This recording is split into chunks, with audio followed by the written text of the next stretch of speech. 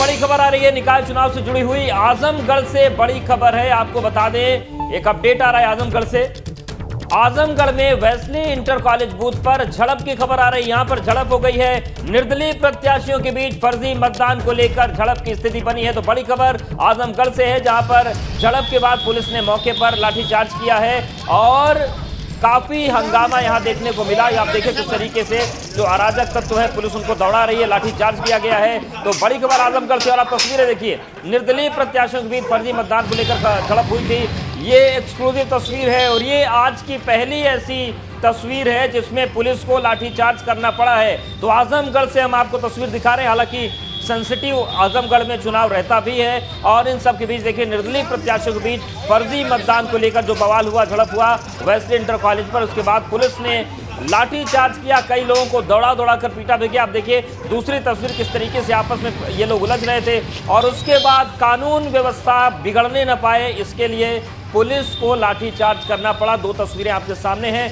आजमगढ़ की तस्वीर हम आपको दिखा रहे हैं जहां पर वेस्ली इंटर कॉलेज को लेकर में निर्दलीय प्रत्याशियों के बीच झड़प हुई थी। और खुर्रम हमारे साथ जुड़ गए हैं। खुर्रम, किस बात को लेकर विवाद हुआ था, फिलहाल स्थिति कैसी है वहां पर? जी देखिए, वहाँ पे स्थिति अब सामान्य हो गई है, लेकिन मामला ये हुआ था कि दो निर्दलीय प्रत्याशी, एक संजय निषाद, दूसरे महेंद्र यादव, दोनों के बीच इस बात को लेकर के कहा सुनी हुई कि फर्जी मतदान, एक दूसरे पर आरोप लगा कि फर्जी मतदान करा रहे हैं। इसको लेकर के काफी दिनों से ये बात चल रही थी, लेकिन कुछ दोनों के कार्यकर्ता उग्र हो गए और वहां पर झड़प करने लगे आपस में। पुलिस ने शांत कराने की कोशिश की, लेकिन जब स्थिति शांत नहीं हुई तो पुलिस ने बल का प्रयोग किया और लाठीचार्ज करके इन लोगों को वहां से खदेड़ा है। उसके बाद आला अधिकारी पहुंच गए हैं वहां मौके पर, स्थिति को पूरी तरह से नियंत्रण में किया गया है। अब सुचारू रूप से मतदान वेस्ली इंटर कॉलेज पर चल रहा है। बिल्कुल खुर्रम, क्या ये वेस्ली इंटर कॉलेज में ही फर्जी मतदान के आरोप लग रहे थे या फिर कुछ और मतदान की बात और भी बूथों की बात है? नहीं, ये तो स्थिति यहाँ पर साफ हुई है कि यहाँ पर झड़प हो गई है, लेकिन इससे पहले अभी थोड़ी देर पहले GGIC बूथ पर भारतीय जनता पार्टी के कार्यकर्ताओं ने पुलिस पर आरोप लगाया कि पुलिस के लोग फर्जी मतदान में सहयोग कर रहे हैं और लोगों वोटरों को जाने नहीं दे रहे हैं। फिर उसके बाद अभी थोड़ी देर पहले ये भी जानकारी एक आई है कि सरफराज अहमद जो समाजवादी पार्टी के प्रत्याशी हैं वो भी कोतवाली पहुंचे अपने समर्थकों के साथ और उनका भी ये आरोप है कि उनके क्षेत्र में फर्जी मतदान हो रहा है। तो फर्जी मतदान की शिकायतें तो लगातार जगह जगह से आ रही हैं और एक बड़ी घटना और भी हुई, मुबारकपुर में सुबह 5 महिलाओं को फर्जी मतदान करते हुए पुलिस ने पकड़ा है। पुलिस, अगर हम SP सिटी की बात को माने तो पुलिस का यह कहना है कि हम उनके विरुद्ध FIR की भी कार्रवाई कर रहे हैं जिनको पकड़ा गया। तो फर्जी मतदान की सूचनाएं तो लगातार आ रही हैं और फर्जी मतदान की स्थिति भी जगह जगह से देखने को मिल रही है। शुक्रिया खुर्रम, नजरें आप बनाए रखिएगा, आपसे अपडेट लेते रहेंगे। तो बड़ी खबर यह है कि आजमगढ़ में वेस्ली जो कॉलेज है वहां पर झड़प हुई निर्दलीय प्रत्याशियों के बाद, उसके बाद पुलिस को लाठीचार्ज करना पड़ा। हालांकि अब हालात वहां पर सामान्य है। तो देखिए दो तस्वीरें भी हम आपको दिखा रहे हैं, आजमगढ़ की तस्वीरें। हालांकि कई जगहों से फर्जी मतदान के आरोप की खबरें सामने आई हैं और जैसा कि खुर्रम बता रहे थे कि फिलहाल यहां पर हालात सामान्य है। बड़ी खबर मेरठ से है जहां पर सपा विधायक ने प्रशासन पर आरोप लगाए हैं। तो मेरठ से बड़ी खबर आ रही है, सपा विधायक अतुल प्रधान का प्रशासन पर बड़ा आरोप। उन्होंने कहा है कि बूथ के अंदर बैठकर पुलिस वोट डलवा रही है। गंभीर आरोप लगाए सरदना से विधायक अतुल प्रधान। उन्होंने कहा कि बूथ के अंदर बैठकर वोटिंग करवाई जा रही है। तो प्रशासन को सवालों के घेरे में लिया है सपा विधायक अतुल प्रधान ने। उनकी पत्नी मेयर पद का चुनाव लड़ रही है, बूथ के अंदर बैठकर पुलिस वोट डलवा रही है, ये आरोप लगाया अतुल प्रधान ने। और उनका जो कहना है उसके मुताबिक बूथ संख्या 661, 662, 674 पर घपले की आशंका उन्होंने जताई है। और सीधा आरोप ये देखिए, उनका ट्वीट भी सामने है, बूथ संख्या 661, 662 एवं 674 वार्ड संख्या 55 पर पुलिस इंचार्ज फतेलापुर अंदर बैठकर वोट डलवा रहे हैं। कृपया चुनाव आयोग संज्ञान लेकर तुरंत कार्रवाई करे। उन्होंने election commission, DM Meerut, Samajwadi party को टैग करके ट्वीट किया है। तो अतुल प्रधान जो कि सरदना से विधायक है, उनकी पत्नी सीमा प्रधान मेयर पद की प्रत्याशी हैं मेरठ में और उन्होंने आरोप लगाया है कि गड़बड़ी हो रही है, कुछ जगहों पर बूथ के अंदर बैठकर पुलिस वोट डलवा रही है। बड़ी खबर आ रही गाजियाबाद से, यहां पर Sahibabad main Shyam park ward 60 में EVM खराब हो गई है। तो गाजियाबाद से बड़ी खबर है, साहिबाबाद के मेन श्याम पार्क वार्ड में 60 में ईवीएम खराब हुई है और इसकी वजह से अब मतदान रुका है। नेशनल पब्लिक स्कूल 774 बूथ पर 1 घंटे से ईवीएम खराब है, यानी कि 1 घंटे से मतदान रुका हुआ है, जबकि निर्वाचन आयोग के निर्देश है कि 15 से 20 मिनट से ज्यादा का वक्त लगना नहीं चाहिए ईवीएम बदलने में, और जिला प्रशासन भी यही दावे करता है। लेकिन 1 घंटे से यहां पर मतदान रुका है। नेशनल पब्लिक स्कूल 774 बूथ पर 1 घंटे से ईवीएम खराब है। ईवीएम खराब होने से वोटर्स को परेशानी हो रही है, लाइन बढ़ती जा रही है। भीषण गर्मी में वोटिंग के लिए लंबी कतारें लगी हैं, लेकिन बीते 1 घंटे से यहां पर मतदान रुका हुआ है। तो बड़ी खबर गाजियाबाद से, जहां पर Sahibabad main Shyam park ward number 60 में ईवीएम खराब हो गई है। नेशनल पब्लिक स्कूल 774 बूथ पर 1 घंटे से ईवीएम खराब है, और ईवीएम खराब होने के बाद वोटर्स की जो लाइन है लगातार बढ़ रही है। जो लोग कतार में खड़े हैं वो परेशान हो रहे हैं क्योंकि भीषण गर्मी है, लेकिन 1 घंटे से यहां पर मतदान रुका हुआ है। तो गाजियाबाद के साहिबाबाद में 1 घंटे से मतदान रुका हुआ है। वजह यह है कि ईवीएम खराब हो गई है और अभी तक उसको बदला नहीं जा सका है। साहिबाबाद के मेन श्याम पार्क वार्ड 60 में ईवीएम खराब हुई है। नेशनल पब्लिक स्कूल 774 बूथ पर 1 घंटे से ईवीएम खराब है। शक्ति हमारे साथ जुड़ गए। शक्ति, 1 घंटे हो गए हैं, मतदान क्यों नहीं शुरू हो पा रहा है? देखिए, अगर गाजियाबाद की बात की जाए तो गाजियाबाद में काफी स्थानों पर देखने को मिल रहा है कि जो ईवीएम है उसमें परेशानी आ रही है। अगर बात की जाए गाजियाबाद के वार्ड नंबर 60 की, तो वार्ड नंबर 60 में नेशनल पब्लिक स्कूल है।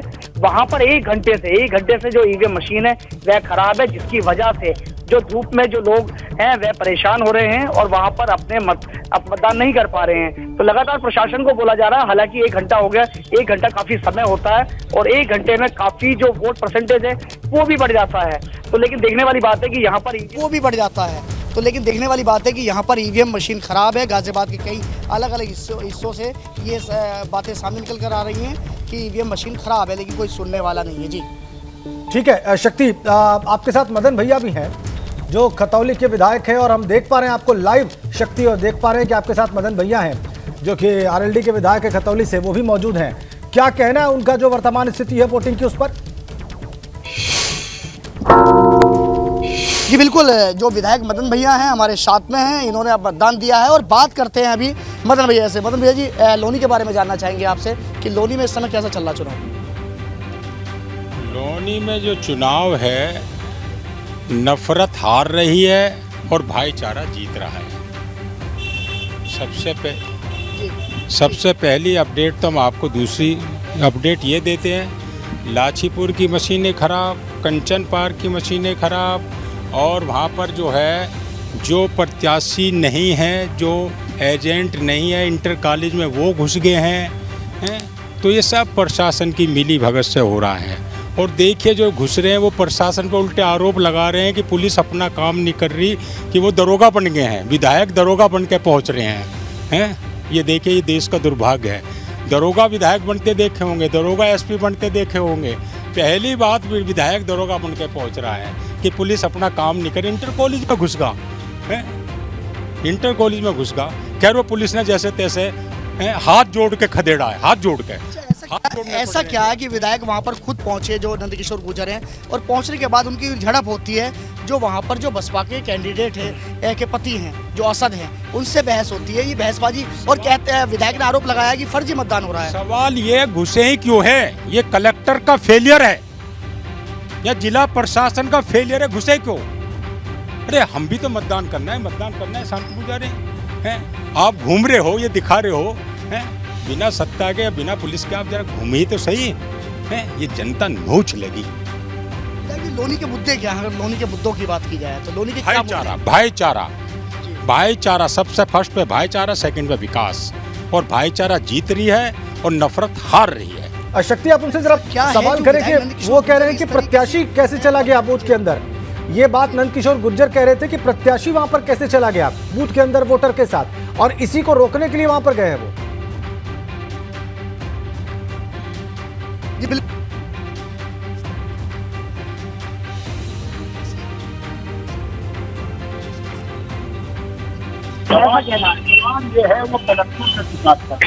सवाल ये है वो कलेक्टर से शिकायत करते, एसडीएम से शिकायत करते, पुलिस अधिकारी से शिकायत करते। जो चैनल बना है वो डायरेक्ट जाने का मतलब वो केवल जो है सांप्रदायिक तनाव पैदा करना चाहते हैं, और ये सब मिली भगत से हो रहा है, निश्चित मिली भगत से हो रहा है।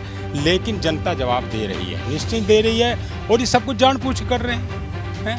अरे जो मतलब जो प्रदेश के मतलब जो है संगठन के मुखिया को जो है माननीय मुख्यमंत्री बोल रहे हैं, वो मुख्यमंत्री को भी नीचा दिखा रहे हैं। ये सब सोची समझी चालें हैं जो है मतलब जो है, जो आदमी अपने मुख्यमंत्री का सम्मान नहीं कर रहा है, एक छोटा सा आदमी भी जानता कौन जिलाध्यक्ष है कौन है, जो है आपने भी देखा होगा है। ये कह रहे हैं कि यशस्वी मुख्यमंत्री जी आपका स्वागत है। कह रहे हैं, किसे कह रहे हैं? भूपेंद्र सिंह से सब हंस रहे हैं, यानी कि या वो कह रहे हैं कि मैं मुख्यमंत्री को नहीं मानता, मेरा मुख्यमंत्री भूपेंद्र सिंह है। अरे हम तो विपक्ष के हैं, हम तो भी कहते हैं विपक्ष का भी मुख्यमंत्री जो है योगी आदित्यनाथ है। देखिए मतलब जो है, यानी कि वो बौखला रहे हैं, उन्हें मतलब बीजेपी से भी डर लग रहा है अब, और गठबंधन से तो खैर वो आप जानते ही है उनका क्या हाल होता है। अच्छा, लोनी के मुद्दे क्या, अगर लोनी के मुद्दों की बात की जाए विधायक जी? भाईचारा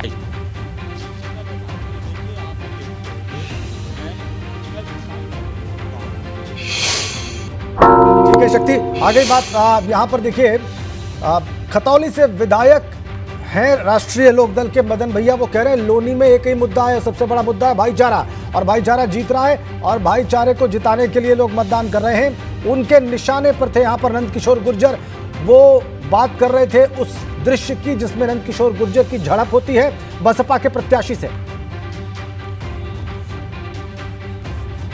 तो ये अभी आप बात सुन रहे थे मदन भैया की प्रतिक्रिया आप देख रहे थे, बहुत सारी बातें उन्होंने कही। नंदकिशोर गुर्जर उनके निशाने पर थे, बीजेपी के विधायक। लगातार वोटिंग प्रतिशत कितना है, मत प्रतिशत क्या रहा है, वो डेटा भी सामने आ रहा है। अलग अलग हिस्सों में सुबह 7 बजे से वोटिंग की प्रक्रिया चल रही है। कहां पर कितना वोटिंग अभी हुआ है देख लीजिए। मेरठ में 18, हापुड़ में 23, गाजियाबाद में 19 और गौतम बुद्ध नगर में 28% मतदान हुआ है। बागपत में 27.53% मतदान हुआ है। बुलंदशहर में 27 हुआ है, बदायूं में 24, शाहजहांपुर में 20 और बरेली में 20% मतदान हुआ है। 12:15 का वक्त हो चुका है और ये अलग अलग हिस्सों की तस्वीर। पीलीभीत, हाथरस, कासगंज, एटा, अलीगढ़ में देखिए 18, कानपुर नगर में 14, कानपुर देहात में 26%, फर्रुखाबाद में 20%, इटावा में 22% मतदान हुआ है। पीलीभीत में आप देख रहे हैं 22, हाथरस में 21, कासगंज में 27, एटा में 25, अलीगढ़ में 18 और इसी के साथ ही कानपुर नगर में 14% मतदान हुआ है। 38 जिलों में सुबह 7 बजे से लगातार वोटिंग की प्रक्रिया जारी है और अलग अलग हिस्सों से क्या तस्वीर सामने आ रही है, कितना लोग घरों से बाहर निकल रहे हैं, कहां पर लोग दिल खोलकर वोट कर रहे हैं। कन्नौज में 24, औरैया में 25, हमीरपुर में 25 आप देख रहे हैं, चित्रकूट में 23 है, महोबा में 27% हुआ है, बांदा में 25% हुआ है, अयोध्या में 19% मतदान हुआ है। सुल्तानपुर का आंकड़ा भी आप देख रहे हैं, 21% मतदान यहाँ पर हुआ और साथ ही अम्बेडकर नगर से भी खबर है, यहाँ पर 24% मतदान हुआ है। बाराबंकी में 22, अमेठी में 23, बस्ती में 20 और इसके अलावा संत कबीर नगर में 20, इसके अलावा सिद्धार्थनगर की तस्वीर भी आप देख रहे हैं, आंकड़ा 22% यहाँ पर वोटिंग का। आजमगढ़ और मऊ में 25% मतदान यहाँ पर हुआ है, आजमगढ़ में 16% हुआ है। सीधे आपको एक बार फिर से लिए चले राजेंद्र के पास। बहुत धन्यवाद दीपा, आपने तमाम आंकड़े दिखा दिए, तमाम शहरों में तमाम जगहों पर जो मतदान का फीसद है वो सब कुछ आपने दर्शकों के सामने रख दिया। लेकिन बरेली में, अलीगढ़ में और आजमगढ़ में किस तरीके से दूसरे चरण में ये मतदान आगे बढ़ रहा है, ये बताने के लिए वहां से हमारे सहयोगी इस वक्त सीधा जुड़े हुए हैं। लेकिन सबसे पहले बरेली का ही रुख करेंगे। अरूप इस वक्त वहां से हमारे साथ जुड़े हुए हैं, हमारे सहयोगी। अरूप, बहुत वक्त हो गया, सुबह 7 बजे से लगातार मतदान चल रहा है और कम से कम 5 घंटे से ज्यादा का वक्त तो हो ही चुका है, इस वक्त 5.25 घंटे लगभग। कैसा मतदान वहां पर हुआ है, क्या प्रमुख दृश्य आपको दिखाई दिए, किस तरीके की व्यवस्था है वहां पर?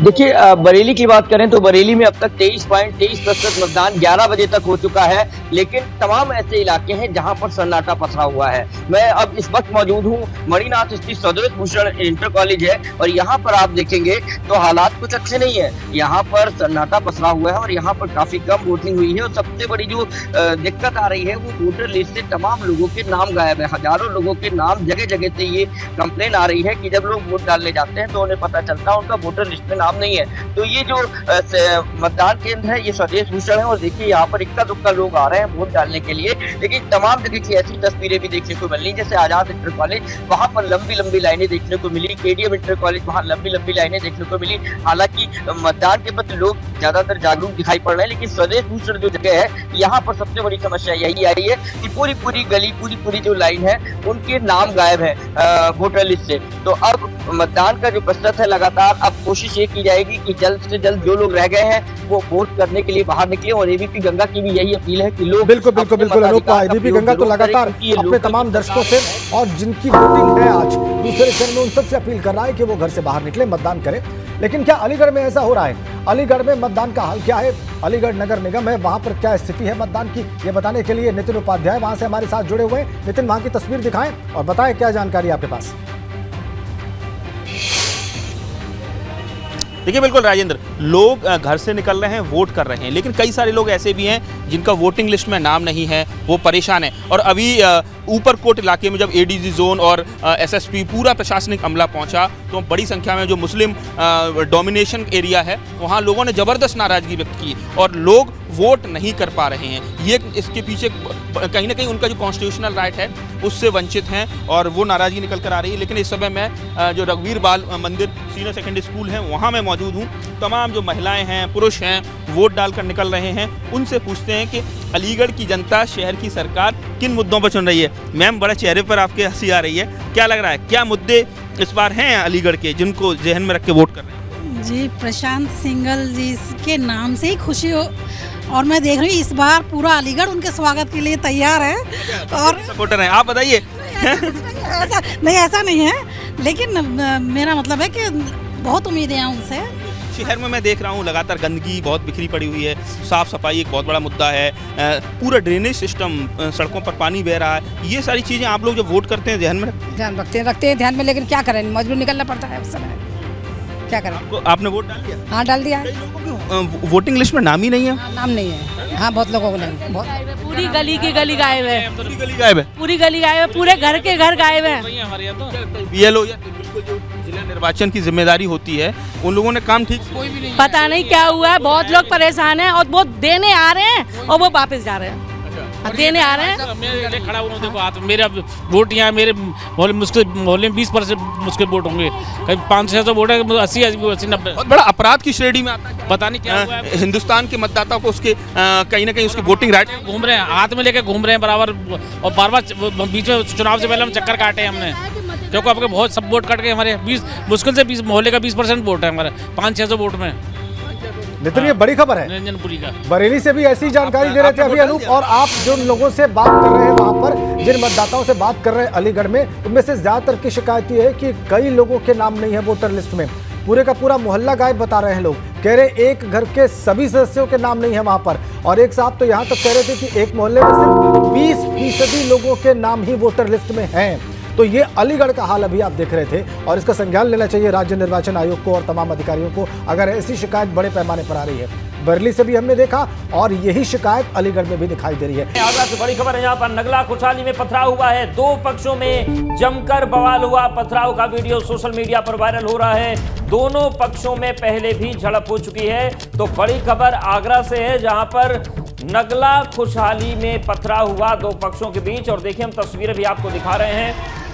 पथराव का वीडियो सोशल मीडिया पर वायरल हो रहा है और दोनों पक्षों में पहले भी झड़प हो चुकी है। आप देखिए किस तरीके से छत पर ईंटों का ढेर लगा है, नीचे कुछ लोग हैं और बवाल हो गया देखते ही देखते, और दोनों पक्ष में जमकर पत्थरबाजी हुई है। तो ये तस्वीर दिखा रहे हैं हम आपको आगरा की, और देखिए जो लोग ऊपर हैं ये कैसे पत्थर फेंक रहे हैं। जानलेवा हो सकती है स्थिति, लेकिन सिर पर खून सवार हो तो ऐसी तस्वीरें बनती हैं। आगरा की तस्वीर हम आपको दिखा रहे हैं, नगला खुशहाली गांव की तस्वीर है जहां पर पथराव हुआ, दो पक्षों में जमकर बवाल हुआ। पथराव का वीडियो सोशल मीडिया पर वायरल हो रहा है। दोनों पक्षों में पहले भी इस तरह के विवाद हो चुके हैं, झड़प हो चुकी है और वही तस्वीर सामने आ रही है। आजमगढ़ चलने का वक्त है, जहां पर झड़प की खबर थी थोड़ी देर पहले। क्या वहां पर फिलहाल मतदान शांतिपूर्ण तरीके से चल रहा है? नवीन पांडे हमें बताने जा रहे हैं, वहां से हमारे साथ जुड़े हुए हैं। नवीन, वहां की तस्वीर दिखाएं और बताएं मतदान कैसे चल रहा है। जी राजेंद्र जी, आपको तस्वीरों के माध्यम से दिखाना चाहेंगे, क्योंकि मतदान सुबह से थोड़ा सा स्पीड में देखने को जरूर मिल रहा था। भारी संख्या में लोग घरों से बाहर निकल रहे थे, लेकिन इस वक्त की स्थिति आपको दिखाना चाहेंगे। खाली पड़ा हुआ है मतदान केंद्र, इक्का दुक्का की संख्या में लोग घरों से बाहर आ रहे हैं क्योंकि धूप ज़्यादा है, लिहाजा लोग धूप की वजह से कम आ रहे हैं, लेकिन 1-2 की संख्या में लोग आ रहे हैं, बूथ पे अपने मताधिकार का प्रयोग कर रहे हैं। इसके साथ साथ अभी थोड़ी देर पहले इसी बूथ पर जो बीजेपी के प्रत्याशी रहे उनको पुलिस के साथ झड़प हो गई थी, लेकिन फिलहाल अभी आप देख सकते हैं किस तरह से मामला शांत कराया गया है प्रशासन के अधिकारियों द्वारा। इसके साथ साथ जो अभी खबर आ रही है बेसली इंटर कॉलेज में बने मतदान केंद्र से खबर आ रही है कि 2 सभासद प्रत्याशी आपस में लड़ गए, जिसके बाद पुलिस को लाठीचार्ज करना पड़ा है और फिर से वहां पर थोड़ी देर के लिए मतदान बाधित रहा, लेकिन फिलहाल अब मतदान वहां पर भी शुरू हो गया है। जो कि 2 सभासद प्रत्याशी थे आपस में झगड़ा कर दिए और झगड़े की स्थिति को देखते हुए पुलिस ने तमाम तरह से समझाने का प्रयास उन्हें किया, लेकिन नहीं जब वो माने तो पुलिस द्वारा उन्हें खदेड़ा गया और लाठियाँ बरसाई गई, जिसके बाद मामला अब फिलहाल शांत है। तो छिटपुट घटनाएं आजमगढ़ में फिलहाल देखने को मिल रही है, लेकिन इस बूथ पर फिलहाल अभी शांति देखने को मिल रही है। मतदान प्रतिशत की बात की जाए तो 16.32% मतदान 11 बजे तक फिलहाल आजमगढ़ में हुआ है। तो स्पीड काफ़ी धीमी है क्योंकि सुबह सुबह काफ़ी लंबी लाइनें थी, लेकिन अब आप देख सकते हैं किस तरह से। एक बार फिर से दर्शकों को बताएं कितना फीसद मतदान हुआ है अब तक आजमगढ़ में। नवीन, बहुत जल्दी से बताएं। जी राजेंद्र जी, अगर 11 बजे की बात की जाए तो 11 बजे तक 16.32% मतदान आजमगढ़ में हुआ है। अभी 1 बजे का आंकड़ा आना बाकी है और 1 बजे के बाद स्थिति साफ होगी, आगे क्या होगा। लेकिन जो स्थिति देखने को मिल रही है, मतदान केंद्र पर हम मौजूद हैं, आप देख सकते हैं किस तरह की खाली पड़ी हुई स्थिति देखने को मिल रही है। 1-2 की संख्या में आ रहे हैं मतदान कर्मी और अपने मताधिकार का प्रयोग कर रहे हैं। तो फिलहाल जो सुबह स्थिति थी आजमगढ़ में, लंबी लंबी लाइनें बूथों पर देखने को मिल रही थी, वो लाइनें फिलहाल देखने को नहीं मिल रही है। बिल्कुल नवीन, ये तस्वीर थोड़ी जरूर निराशाजनक है। बहुत बेहतरीन मतदान तो नहीं हुआ था सुबह 11 बजे तक, लेकिन अभी की जो ताजा तस्वीर आप दिखा रहे हैं उसमें भी इक्का दुक्का मतदाता ही उस मतदान केंद्र पर नजर आ रहे हैं। किन जगहों पर मतदाताओं की शिकायत है कि उनके नाम वोटर लिस्ट से गायब हैं, और ऐसी शिकायतें हमें मिली बरेली में, ऐसी शिकायतें हमें दिखाई दी अलीगढ़ में। आजमगढ़ में आपने देखा ब्रेक पर जाने से पहले की तस्वीर की वहां पर इक्का दुक्का वोटर ही दिखाई दिए मतदान केंद्र में, तब जबकि वहां पर मतदान का फीसद सुबह 11 बजे तक बहुत अच्छा नहीं था। और आप स्क्रीन पर देख सकते हैं, हम आपको स्क्रीन के टॉप पर दिखा रहे हैं कि किस तरीके से मेयर पद के प्रत्याशी किन शहरों में कौन से हैं। 7 नगर निगमों के लिए आज मतदान हो रहा है, इसके अलावा 95 नगर पालिकाओं के लिए मतदान हो रहा है और 268 नगर पंचायतों के लिए भी मतदान चल रहा है। और इन तमाम तस्वीरों को ग्राउंड जीरो से हमारे संवाददाता लगातार आप तक पहुंचा रहे हैं, लगातार आपको दिखा रहे हैं, लगातार बता रहे हैं कि मतदाताओं में कितना उत्साह है, व्यवस्थाएं कितनी हैं। डेटा सेंटर आपको लेकर चलते हैं इस वक्त दीपा के पास, आपको दिखाने और बताने के लिए कुछ दिलचस्प आंकड़े हैं। दीपा, वोटिंग की प्रक्रिया तो चल रही है, लेकिन कहां पर वोटर जो है वो दिल खोलकर वोट कर रहे हैं, वो 2 जिले कौन से हैं वो दर्शकों को बता दें। और वो 2 जिले कौन से हैं जहां पर सबसे कम वोटिंग हुई है। सबसे ज्यादा वोटिंग देखिए गौतम बुद्ध नगर में 28.23% हुआ है, और बागपत में भी लोगों ने दिल खोलकर वोटिंग की है। 27.53% मतदान यहाँ पर हुआ है। ये सबसे ज्यादा वोटिंग वाले 2 जिले हैं, गौतम बुद्ध नगर और बागपत। यहाँ से और अन्य जिलों के लोगों को सीख लेने की जरूरत है जहां पर वोटिंग का प्रतिशत कम है। और यहाँ सबसे कम वोटिंग हुई है मिर्जापुर में 19.17% मतदान हुआ है, ये सबसे कम है। और साथ ही आजमगढ़ में 16.36% मतदान हुआ है। सुबह 11 बजे तक का ये आंकड़ा है और 1 बजने को है। सबसे कम कहां पर वोटिंग हुई है, मिर्जापुर आजमगढ़, ये 2 सीटें हैं, 2 जिले हैं। मिर्जापुर में 19.17% और साथ ही आजमगढ़ में 16.36% हुआ है। सीधे एक बार फिर से राजेंद्र का रुख कर लेते हैं। जी राजेंद्र। ठीक है दीपा, आपने बता दिया कि सबसे कम वोटिंग कहां पर हुई है, मिर्जापुर में और आजमगढ़ में, पूर्वांचल के इन 2 जिलों में। लेकिन एक बड़ी अपडेट है, ब्रेकिंग सेंटर चलेंगे आप देश के पास। बिल्कुल, और बड़ी खबर यह है कि 5.5 घंटे हो चुके हैं मतदान शुरू हुए, तो तेजी से मतदान आगे बढ़ रहा है। 5.5 घंटे बीत गए हैं। सुबह 7 बजे मतदान शुरू हुआ था और शाम 6 बजे तक ये मतदान जारी रहेगा। दूसरे चरण का मतदान चल रहा है, 5.5 घंटे पूरे हो चुके हैं। दूसरे चरण के सभी 38 जिलों में मतदान जारी है। आपको बता दें कि 7 निगम 95 नगर पालिका और 268 नगर पंचायतों के लिए मतदान चल रहा है। दूसरे चरण के मतदान के 5.5 घंटे पूरे हो चुके हैं। 9 मंडल 38 जिलों में ये मतदान लगातार जारी है। कई जगह पर छुटपुट घटनाएं हुई हैं। आजमगढ़ में पुलिस का लाठीचार्ज हुआ है। इसके अलावा भी कुछ जिले हैं जहां पर थोड़ी बवाल की तस्वीरें आई, लेकिन मतदान लगातार चल रहा है। 5.5 घंटे बीत चुके हैं। एबीपी गंगा भी दर्शकों से अपील कर रहा है कि अगर आपके जिले में मतदान हो रहा है और अभी तक आपने वोट नहीं दिया है तो अपनी सिटी सरकार को बुलंद बनाने के लिए आप जरूर जाएं, मतदान करें। और यही संदेश वो लोग दे रहे हैं जो सुबह 6 बजे ही मतदान केंद्रों पर पहुंच गए थे। उन्होंने वोट 5.5 घंटे पहले ही डाल दिया था। तो इस तरीके से लगातार मतदान जारी है। दूसरे चरण के मतदान के 5.5 घंटे पूरे हो चुके हैं, यानी कि 12:30 बजे तक 5.5 घंटे पूरे हो चुके हैं और शाम के 6 बजे तक का वक्त है मतदाताओं के पास। कई जगहों पर मतदान की रफ्तार बहुत धीमी है, उसके बारे में हमने आपको बताया। और एक बार फिर से डेटा सेंटर आपको लेकर चलते हैं दीपा पाफिला के पास। बिल्कुल, सुबह 7 बजे से वोटिंग की प्रक्रिया लगातार जारी है। अयोध्या की बात कर लेते हैं। देखिए, यहाँ पर भी लगातार वोटिंग हो रही है, बड़ी संख्या में लोग पहुंच रहे हैं, मताधिकार का इस्तेमाल कर रहे हैं। अयोध्या में नगर निगम की 1 सीट है, ये आप जानते हैं। वोटिंग प्रतिशत क्या है ये देखिए, आपको बता दें उससे पहले 38 जिलों में मतदान कितना हुआ है ये जानिए आप। मेरठ में 18, हापुड़ में 23, गाजियाबाद में 19%। इसके अलावा गौतम बुद्ध नगर में 28% मतदान हुआ है, बागपत में 27% हुआ है, बुलंदशहर में 27% हुआ। इसके अलावा बदायूं में 24% हुआ है, शाहजहांपुर में 20% हुआ है मतदान और बरेली में 20% मतदान हुआ है। 38 जिले लगातार वोटिंग की प्रक्रिया चल रही है। आइए अब बात करें अयोध्या की। अयोध्या में नगर निगम की 1 सीट है और नगर निगम पार्षद की सीट यहाँ पर है 60, ये आप जानते हैं। पालिका परिषद अध्यक्ष की सीट है 1, जिसके लिए लगातार वोटिंग की प्रक्रिया सुबह से चल रही है। नगर पालिका परिषद सदस्य की सीट यहाँ पर 25 है, नगर पंचायत अध्यक्ष की सीट यहाँ पर 6 है और नगर पंचायत सदस्य की सीट यहाँ पर 84 है, जिसको लेकर लगातार सुबह से वोटिंग की प्रक्रिया चल रही है। अयोध्या में नगर पंचायत की बात करें तो यहाँ पर नगर पंचायत अध्यक्ष की सीट 6 है, ये आप देख पा रहे हैं, और नगर पंचायत मेंबर्स की संख्या यहाँ पर 84 है, ये आप देख रहे हैं, और पालिका परिषद सदस्य की संख्या यहाँ पर 25 है। देखिए, अयोध्या नगर निगम सीट आरक्षित नहीं है, ये सामान्य कैटेगरी में है। यहाँ कुल वार्ड की संख्या 60 है और यहाँ पर भाजपा ने अपने कैंडिडेट उतारे हैं 60। समाजवादी पार्टी, जो कि मुख्य विपक्षी दल है, उसने भी 60 कैंडिडेट को मैदान में उतारा है, यानी कि हर सीट पर प्रत्याशी मैदान में उतारे गए हैं। तो वहीं बसपा की बात अगर कर लें तो 60 वार्ड में अपने उम्मीदवार को बसपा ने घोषित किए हैं। किस किस के बीच में देखिए यहाँ पर टक्कर है, मुकाबला है। गिरीशपति त्रिपाठी है, भाजपा की तरफ से मैदान में ताल ठोक रहे हैं, और इसके अलावा आप देखिए आशीष पांडे दीपू हैं, सपा के प्रत्याशी हैं, और प्रमिला राजपूत कांग्रेस के उम्मीदवार मैदान में हैं। इसके अलावा बसपा से राम मूर्ति यादव हैं जो मैदान में ताल ठोक रहे हैं। ये चारों के बीच में यहाँ पर मुकाबला दिखाई दे रहा है। राजेंद्र, बिल्कुल दीपा, आपने बता दिया अयोध्या नगर निगम की स्थिति क्या है, कितने वार्ड हैं, कौन कौन से प्रत्याशी हैं और इस मुकाबले का मतलब क्या है। अयोध्या से हमारे संवाददाता शैलेश अरोड़ा हमारे साथ है। इसके अलावा कानपुर से हमारे संवाददाता रतीश त्रिवेदी हमारे साथ हैं और शाहजहांपुर से उबैदुर रहमान भी हमारे साथ जुड़े हुए हैं। लेकिन पहले हम चलेंगे अयोध्या ही, चूंकि अयोध्या का जिक्र कर रही थी अभी दीपा, तो वहां पर मतदान कैसा चल रहा है और वहां पर अब तक मतदान में क्या क्या हुआ है, शैलेश अरोड़ा बताने के लिए बिल्कुल तैयार है। शैलेश।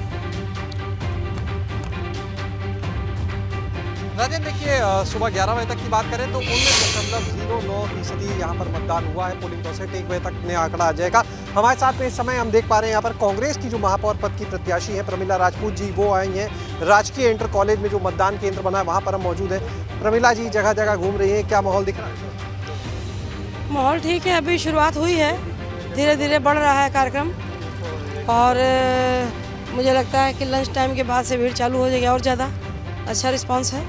अच्छा प्रमिला जी, यहाँ पर भी हमने देखा जैसे पहले चरण में बहुत सारे वोटर्स की ये शिकायत थी कि उनके नाम वोटर लिस्ट में नहीं मिले, तो अभी अब यहाँ पर आए, यहाँ भी देखा इस तरह की चीज़ें मिली। हाँ, ये हर बूथ पे भी हम लोगों ने देखा है कि वोटर्स की जो लिस्ट है पूरे नाम ही लोगों के गायब हैं। हम लोग समझ नहीं पाए ऐसा क्यों है, तो कई बूथ पे हम लोग गए हैं, यही शिकायत हम लोग को मिली है। हम लोग उनकी हेल्प भी की है लेकिन उनके नाम है ही नहीं। जी बताएं, आप कुछ कहना चाह रहे हैं? हाँ, मैं ये कहना चाहता हूँ कि लिस्ट में ज़बरदस्त कमियाँ और ज़बरदस्त गड़बड़ी। एक एग्जाम्पल मैं अपने घर का दे रहा हूँ। मेरे फादर की डेथ हुए 15 साल हो गए, उनका वोटर लिस्ट में नाम है और मेरी माँ भी जिंदा है, उनका नाम वोटर लिस्ट में नहीं है। मेरे बच्चों का नाम मुझसे अलग दूसरे वार्ड में है, मेरा नाम स्वयं लिस्ट में 2 जगह है। मैंने ये स्वयं देखा कि बालक राम कॉलोनी में कुछ लोग जो हमारे सुभाष चंद्र बोस वार्ड के थे, उनका वोटर लिस्ट में नाम दूसरे वार्ड में है।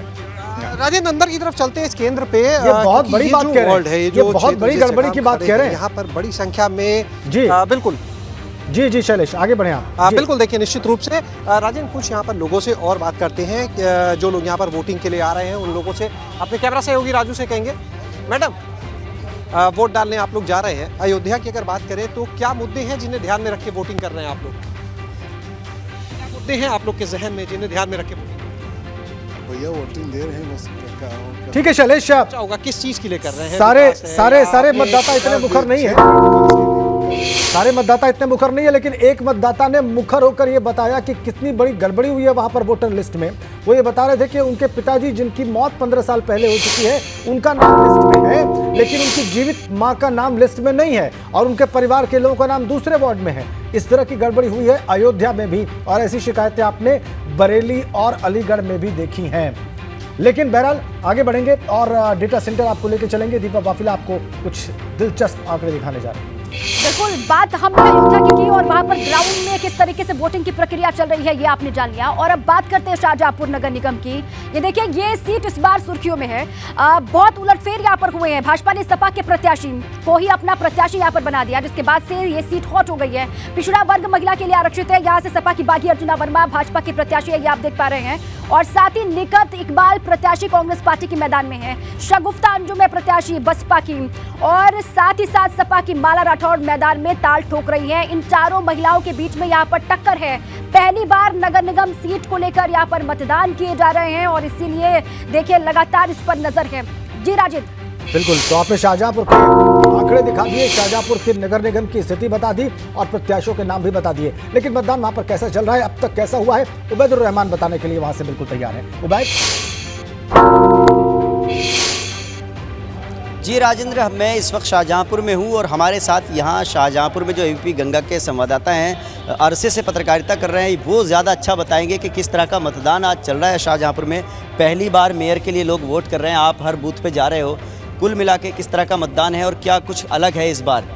देखिए, अगर बात करें तो पहली बार स्थानीय निकाय में यहाँ पर नगर निगम बना है शाहजहांपुर, और कुल यहाँ पर जो 8 नगर पंचायतें हैं, 3 नगर पालिका परिषद हैं, लेकिन अभी तक शांतिपूर्ण ढंग से मतदान चल रहा है। अगर हम बात करें यहाँ इस नगर निगम की, तो यहाँ पर इन वक्त पर सपा प्रत्याशी चूँकि भाजपा प्रत्याशी बना है, तो एक 3 जो मंत्री हैं हमारे यहाँ के, तीनों मंत्री की साथ दांव पर है और लगातार बहुत मेहनत की है उन्होंने। तो कहीं ना कहीं अगर देखा जाए तो भाजपा प्रत्याशी के पक्ष में मतदान। लग रहा आपको ड्रामेटिकल जो बदलाव हुआ, सपा प्रत्याशी ने छलांग लगाई भाजपा में, उसके पीछे क्या राजनीति थी? क्योंकि आप तो स्थानीय हैं, क्या समीकरण बने यहाँ पर, अचानक से ये क्या हुआ?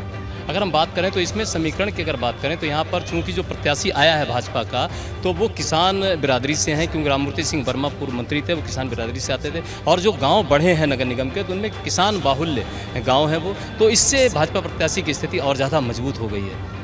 अभी तक अगर परसेंटेज की हम बात करें तो कितना प्रतिशत अब तक वोट पड़ चुका है? लगभग 25% से ऊपर का मतदान हो चुका है पूरे जिले में। 12 जो स्थानीय निकाय के चुनाव हो रहे हैं उनके लिए, और पूर्णतया शांतिपूर्ण ढंग से चुनाव। देखिए राजेंद्र, अभी तक पूर्णतया शांतिपूर्वक तरीके से चल रहा है और आप देख रहे हैं कि यहाँ पर महिला मतदाता भी हैं, वो अपना वोट डाल के जा रही हैं। कुछ और महिलाएं हैं, उनसे हम बात करने की कोशिश करेंगे। यहाँ पर लंबी लाइन है महिलाओं की और आज जागरूक हैं महिलाएँ। ये बताइए क्या मुद्दे हैं, पहली बार मेयर चुनने जा रहे हैं आप लोग? मुद्दे क्या आया, गलियां तो बहुत खराब हो गई जब से खुदाई हुई है, बहुत ज्यादा गलियां खराब। चलिए, समस्या है वहाँ पर गलियों की खुदाई हो रखी है, और जाहिर सी बात है जब वो मतदान कर रही होंगी तो इस बात को जहन में रखकर कर रही होंगी कौन सा वहाँ पर कैंडिडेट सबसे बढ़िया काम कर सकता है। अब हम डेटा सेंटर आपको लेकर चलेंगे दीपा वाफिला के पास, और वो आपको नए समीकरण बताने जा रही हैं। दीपा। बिल्कुल राजेंद्र, कानपुर नगर निगम की बात कर लेते हैं। देखिए, कानपुर की सीट पर भी सभी की निगाहें लगातार टिकी हुई हैं। कानपुर नगर निगम महिला सामान्य श्रेणी के लिए आरक्षित है और 110 यहाँ पर वार्ड है। भाजपा ने 110 सीटों पर प्रत्याशी घोषित किए हैं, और साथ ही समाजवादी पार्टी की बात करें तो 105 सीटों पर यहाँ पर उम्मीदवार सपा ने घोषित किए हैं। बसपा ने भी यहाँ पर 80 सीटों पर अपने प्रत्याशी घोषित किए हैं। साथ ही कांग्रेस पार्टी को आप देख लीजिए, 107 सीटों पर यहाँ कैंडिडेट कांग्रेस ने घोषित किए हैं। कानपुर नगर निगम में 110 वार्ड, भाजपा ने 110, सपा ने 105 और कांग्रेस ने 107 सीटों पर अपने प्रत्याशी मैदान में उतारे हैं। राजीव। ठीक है दीपा। आप बिल्कुल देखिए, हरसाए इंटर कॉलेज में हम हुए हैं और हमारे साथ भारतीय जनता पार्टी के कद्दावर नेता, प्रदेश में उपाध्यक्ष पद रखने वाले एमएलसी सलीम बिश्नोई जी हैं, और आपको कैमरामैन से कहूँगा कि वो आपको तस्वीरें भी दिखाते रहें कि यहाँ पर किस तरह से मतदान की प्रक्रिया चल रही है। सलीम बिश्नोई जी से पहले बात कर लेते हैं। फील्ड पर सभी जो बड़े नेता हैं वो नज़र आ रहे हैं। सलीम जी, किस तरह की तस्वीर देख रहे हैं, क्या हो रहा है कानपुर में? देखिए, मतदान का प्रतिशत बहुत कम है, मौसम में गर्मी भी ज़्यादा है, लेकिन उसके बावजूद भी अभी मतदाता निकल नहीं रहा है। चिंता बढ़ा रहा है आप लोगों की? हम लोगों की चिंता बढ़ रही है और स्वाभाविक चिंता है, क्योंकि जितना मतदान का प्रतिशत अच्छा होगा उतना हमारे लिए अच्छा होगा। इसलिए हमारे कार्यकर्ताओं से ये प्रयास है कि मतदान का प्रतिशत बढ़ना चाहिए, और जो दूसरा पक्ष है उसके मतदान का प्रतिशत काफ़ी दिखाई दे रहा है। इससे लग रहा है कि एक तरफा यहाँ पर इस बूथ पर इस तरह का प्रयास चल रहा है, ध्रुवीकरण हो रहा है। आप मान रहे हैं कि ध्रुवीकरण किस तरीके का हो रहा है, बोला देखो ये स्वाभाविक है कि ये हो रहा है, लोगों को कितना ही समझाइए कितना करिए, लेकिन ये अपने मजहबी उससे दायरे से बाहर नहीं निकलना चाहिए। भारतीय जनता पार्टी ने भी तो खूब प्रयास किया है साथ लाने के लिए। किया, हमने 11 उम्मीदवार बनाए हैं और सब किया है। कोशिश ये की थी कि शायद ये लोग मान जाएं। रतीश ठीक है, 3 तलाक से ठीक है रतीश, आ गई बात इनकी, आ गई बात इनकी। ये ध्रुवीकरण की बात कर रहे हैं और इनका ये भी कहना है कि इनके पक्ष के मतदाता ने ज़्यादा मतदान नहीं किया है और इसलिए बहुत निराश है। तो ये कानपुर की तस्वीर आप देख रहे थे, वहाँ पर मतदान का जो प्रतिशत है नगर का, वो भी जाहिर सी बात है बहुत अच्छा नहीं है। तो तस्वीरें आपने देखी और अब फिर से डेटा सेंटर चलेंगे। दीपा पाफिला के पास, वो आपको कुछ और आंकड़े दिखाने जा रही हैं। दीपा, बिल्कुल, कानपुर के बाद अब आइए रुक करते हैं इटावा का। नगर पालिका अध्यक्ष इटावा के लिए जोरदार जंग इस बार है। यहाँ से कुसुम दुबे भाजपा की तरफ से मैदान में ताल ठोक रहे हैं, ज्योति गुप्ता सपा के उम्मीदवार है और साथ ही साथ यहाँ पर ममता दुबे कांग्रेस की प्रत्याशी है और निर्दलीय के तौर पर गुलनाज बेगम मैदान में ताल ठोक रही है। 4 महिला कैंडिडेट अलग अलग पार्टियों से है और चारों के बीच में मुकाबला जोरदार यहाँ पर है। नगर पालिका अध्यक्ष इटावा के लिए जंग जबरदस्त है और यहाँ से एक बार फिर से कुसुम दुबे भारतीय जनता पार्टी के उम्मीदवार मैदान में ताल ठोक रही है। इसके अलावा ज्योति गुप्ता मैदान में समाजवादी पार्टी की तरफ से, इसके अलावा ममता दुबे कांग्रेस पार्टी की तरफ से मैदान में ताल ठोक रही हैं और गुलनाज बेगम निर्दलीय प्रत्याशी के तौर पर मैदान में डटी हुई हैं। जीत किसको मिलेगी, इंतजार है 13 तारीख का। राजीव, बिल्कुल, लेकिन इसका फैसला अभी वहां पर मतदाता कर रहे हैं। भले उसकी घोषणा 13 तारीख को हो, लेकिन वहां पर मतदान चल रहा है और अमित मिश्रा वहां से हमें दिखाने जा रहे हैं कि मतदान किस तरीके से चल रहा है, कितना उत्साह है मतदाताओं में अपना नगर पालिका अध्यक्ष चुनने के लिए और अपने वार्ड का मेंबर चुनने के लिए। अमित जी बिल्कुल, अगर शहर की सरकार की बात की जाए तो इटावा में महिलाओं के साथ ज्यादा जोश दिखाई पड़ रहा है। जिस तरह से 5.5 घंटे से ज्यादा हो चुके हैं और लगातार महिलाएं मतदान करने में जिस तरह की उत्सुकता दिखा रही हैं, ऐसा ही हाल कुछ यहाँ की मंडी वाले मतदान केंद्र पर आप देख सकते हैं। महिलाएं हैं, मतलब घर के काम भी कंप्लीट करने के बाद निकली हैं बच्चों को साथ लेके, लेकिन एक लंबी जो सुबह से लाइन देखी जा रही है कि चूंकि देश की आधी आबादी महिला है और जो नई सरकार का गठन होना है इस शहर की सरकार का, उसको लेकर महिलाओं ने भी तय कर लिया है कि चुनेंगे तो कहीं ना कहीं सारी चीजें सोच के चुनेंगे। तो कुछ महिलाओं से ही हम बात कर लेते हैं। माता जी, वोट डाल दिए हो?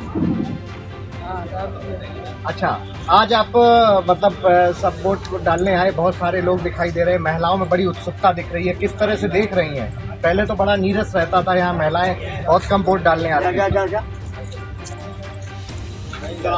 साइकिल में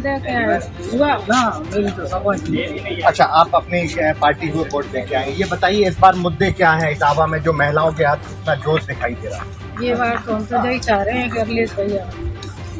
क्या मुद्दे क्या है इस बार? क्योंकि ये तो चुनाव तो निकाय का चुनाव है, ग्राम मतलब आपकी शहरी नगर पालिका का चुनाव। ठीक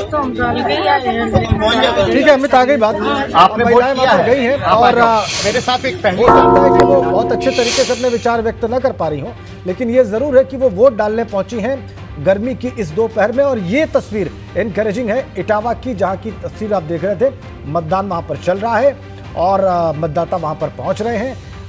शाम के 6 बजे तक उनके पास समय है कि वो मतदान कर सके। बड़ी खबर बुलंदशहर से है, जहां पर फर्जी वोट करने पहुंचे 100 से अधिक लोग गिरफ्तार किए गए हैं। फर्जी आधार कार्ड का मामला है। फर्जी आधार कार्ड और दस्तावेज लेकर ये लोग पहुंचे थे।